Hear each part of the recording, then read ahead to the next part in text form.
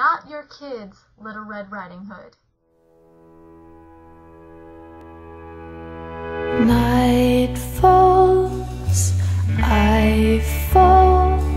Hi, this is Michelle from Memoirs of a Movie Maven, and the movie I'm reviewing for you today is Red Riding Hood, starring Amanda Seyfried, 3-time Saturn nominee Gary Oldman, Billy Burke, Shiloh Fernandez, Oscar nominee Virginia Madsen, 2-time Saturn Award nominee Lucas Haas, and Oscar winner Julie Christie.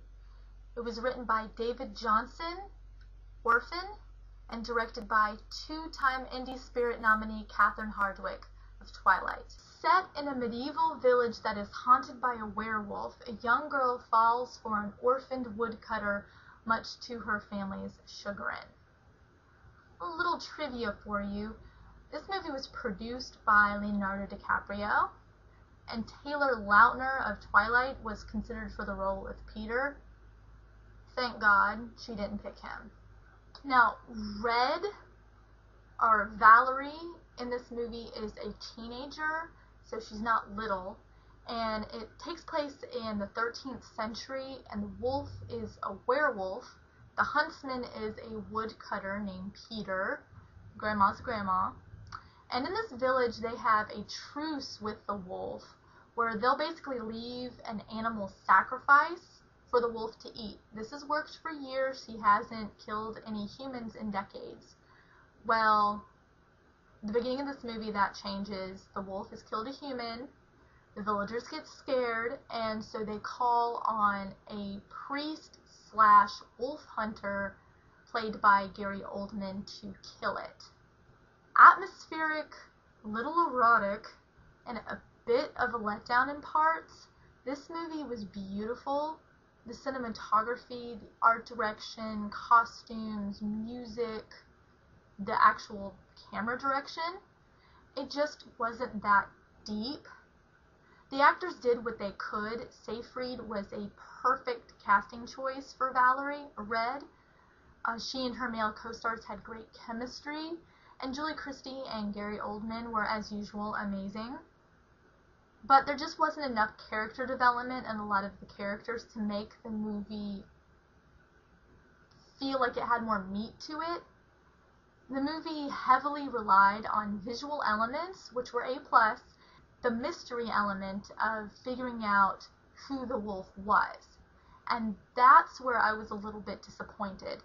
There was a lot of lead up, a lot of red herrings, and the reveal was just kind of flat. I had it in my head the way that I wanted the movie to end, and I didn't like the direction that the movie went in.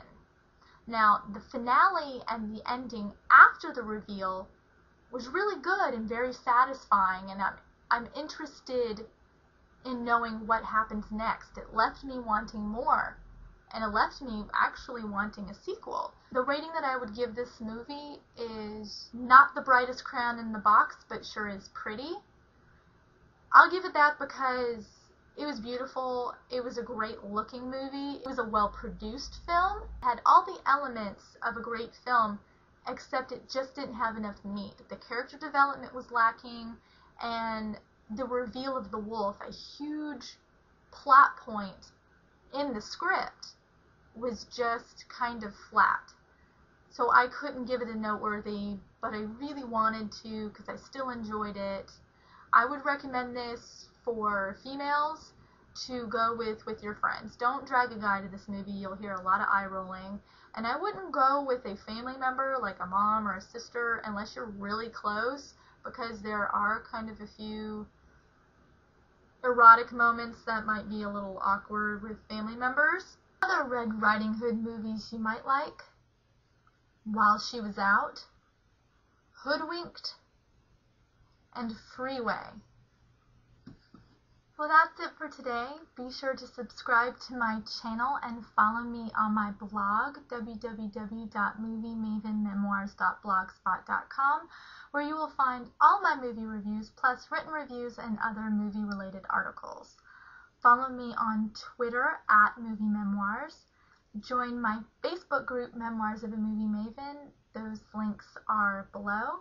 And thanks for watching, and as usual, comment below and let me know what you think. And where